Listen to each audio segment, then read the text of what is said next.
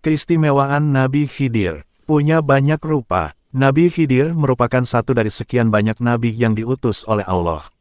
Di dalam Al-Quran, kisah Nabi Khidir diceritakan bersama Nabi Musa ketika mereka bertemu, tepatnya dalam surah Al-Kahfi ayat 60-82.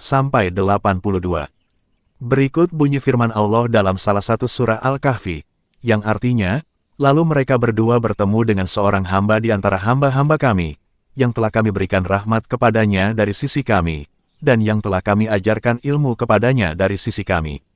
Mengutip dari buku Khidir Sang Nabi Super Misterius oleh Halifi Elias Bahar, Nabi Khidir memiliki banyak keistimewaan, salah satunya mempunyai banyak rupa. Ia disebut bisa mengubah rupanya dengan wujud yang berbeda-beda. Imam Al-Ghazali menjelaskan dalam kitab Ihya Ulumuddin bahwa rupa Nabi Khidir bisa bermacam-macam, ini berlaku di tempat yang berbeda-beda. Dalam satu waktu, ia bisa berwujud seperti orang miskin atau orang kaya. Apa yang dikatakan Imam Al-Ghazali diperkuat dengan pengalaman Syekh Yusuf An-Nabhani dan Hashisi Al-Himsyani yang pernah berkumpul berkali-kali bersama Nabi Khidir pada suatu momen dengan wujudnya yang selalu berubah-ubah. Sebagaimana disebutkan dalam kitab Jami Al-Karamat. Selain itu, Nabi Khidir juga menjadikan tempat yang ia singgahi berubah hijau. Rasulullah pernah bersabda bahwa gelar Khidir diberikan kepada Nabi Khidir lantaran setiap ia duduk di atas tanah yang kering, tanah itu berubah menjadi hijau karena rumput-rumput seketika tumbuh di atasnya.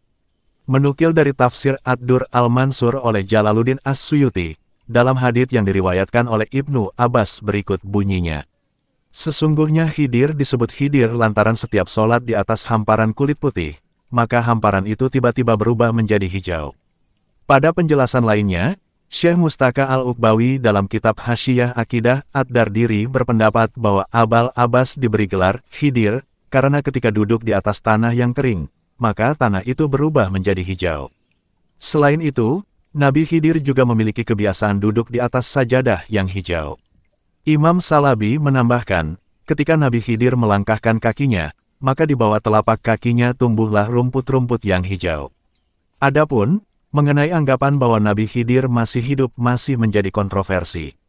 Bukhari, Ibn Al-Mandah, Abu Bakar Al-Arabi, Abu Ya'la, Ibn Al-Fara, Ibrahim Al-Harbi, dan lain-lainnya berpendapat bahwa sang Nabi tidak hidup dengan jasadnya, ia telah wafat.